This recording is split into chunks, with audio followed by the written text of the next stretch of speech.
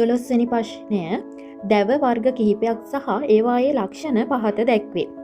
දෘඩ දැව, මුදු දැව, අරටුව. දෘඩ දැව කිව්වහම පොයින්ට් එක තමයි මේවෘත බීජක ශාකවල ද්විතීයික සෛලම තමයි දෘඩ දැව ලෙස හඳුන්වන්නේ. අවෘත බීජක ශාකවල ද්විතීයික සෛලම.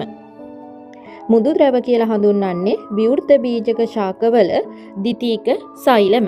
මුදු දැවවල තියෙන තවත් විශේෂ ලක්ෂණයක් තමයි සෛලම වාහිනී දක්නට නොලැබේ. සෛලම වාහිනී දක්නට නොලැබේ.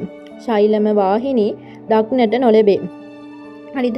අරටුව ගත්තොත් කාෂ්ඨීය ශාක ක්‍රමයෙන් වයස්ගත වීමේදී මුලින්ම ඇති වූ පැරණි ද්විතීයික සෛලම පටක තව දුරටත් ජලය හා khනිජ පරිවහනය සිදු නොකර මේක පැරණි ද්විතීයික සෛලම. පැරණි ද්විතීයික සෛලම. හරිද? මේගොල්ලෝ ජලය සහ khනිජ තමයි පරිවහනය නොකරන්නේ. ජලය සහ khනිජ පරිවහනය නොකරයි. මේ අක්‍රීය ස්තරය තමයි අරටුව කියලා හඳුන්වන්නේ. මේක ශාක කඳ හෝ මුල මැදයට ආසන්නව පිහිටලා තියෙනවා. ඊට පස්සේ මේකේ අරටුවට පිටතින් තියෙනවා ජලය සහ khනිජ ශෛලම යුෂය පරිවහනය කරන එළය කියලා හඳුන්වන එකක්.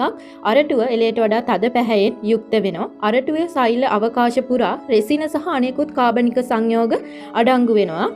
හරය දිලීර ආසාදන හා ද්‍රව සිදුරු කරන කෘමීන්ගෙන් ආරක්ෂා වෙනවා. ඒ නිසා අරටුව දිලීර ආසාදන සහ දැව සිදුරු කරන කෘමීන්ගෙන් ආරක්ෂා වීම සිද්ධ වෙනවා. එතකොට පළවෙනි එක දිලීර වලින් ආරක්ෂා කරයි අරටුව. C ලවණ පරිවහනය නොකරයි. ජලය සහ khනිජ පරිවහනය නොකිරීම සිදු කරන. හැබැයි ලවණ ගැන සඳහනක් වෙන්නේ නැහැ. සෛලම වාහිනී නොදරයි. B මෘදු දැව. අවෘත බීජක ශාකවල ඇත දෘඩ දැව. A. එතකොට A ට S B ට R C ට P 12ට 3 තමයි නිවැරදි පිළිතුර වෙන්නේ.